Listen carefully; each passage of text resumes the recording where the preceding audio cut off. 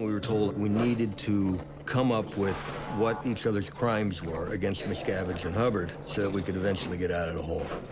Scientology is really good at making you think that you're a scoundrel. Confess your crimes, confess your crimes. What have you done? Fights would break out. Miscavige would get me all riled up, and I remember one time Mike had done something or not done something, I don't remember, and I was supposed to go beat him up.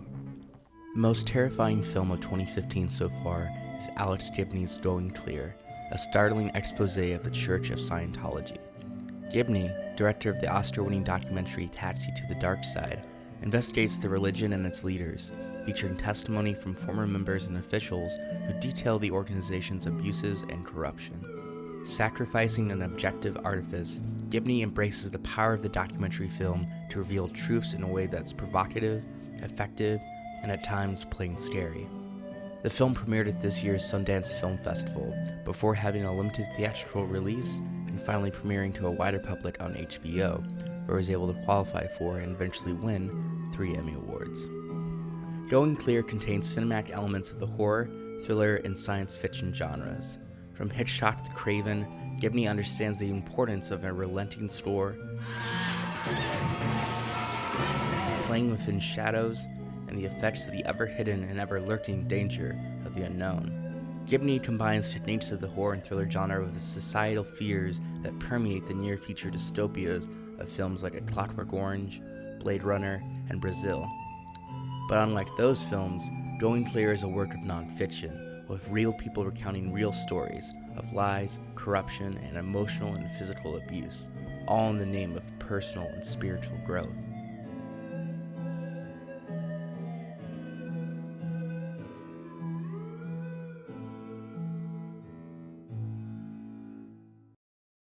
Gibney sets the tone of the film by utilizing every possibility of the mise-en-scène.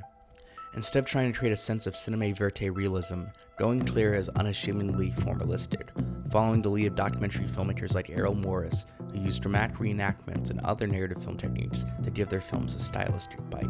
Each interviewee is lit unevenly and low-key, creating a stark contrast between light and dark. Immersed in a shallow depth of field and covered using extreme close-ups, Gibney forces us to focus on the details of his subjects' faces, furthering our empathy and pressuring us to examine each wrinkle of skin that hides their internalized pain, anger, and deep shame. Gibney uses these same techniques in reenactments. Never a full scene, but rather bits within a montage, these dramatizations are always shown in close-up, emitting faces and spatial information. This makes small features appear enormous and often grotesque, from the dripping of water, the crawling of ants, to the buzz of e-meters. The film also makes strong use of archival footage throughout, often distorting and layering clips to an unnerving effect. While never overpowering the visuals or the voices of interviewees, the musical score is constant throughout the film, often juxtaposing footage that would appear normal or even joyful otherwise. The most prominent instrument in the soundtrack is the theremin.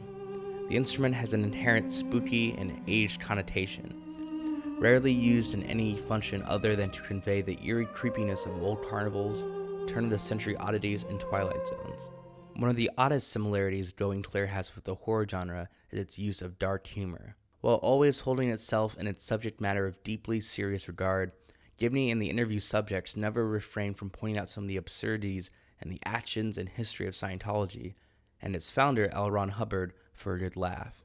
Too late, my time has come.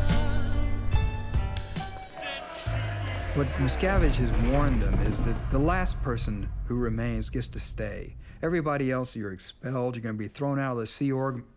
These people were fighting to stay in the hole.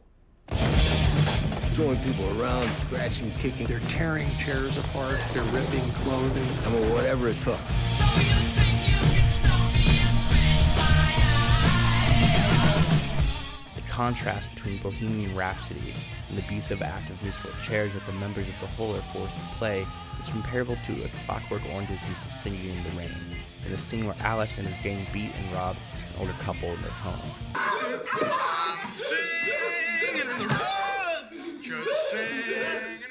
The mismatch in the sequence creates a dark humor that makes the violence that much more effective and uncomfortable for the viewer.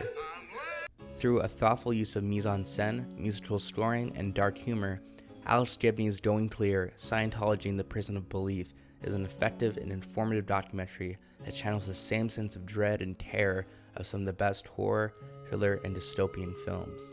Gibney takes the already frightening reality of the Church of Scientology and its abuses and dresses them up to be even more impactful and unsettling.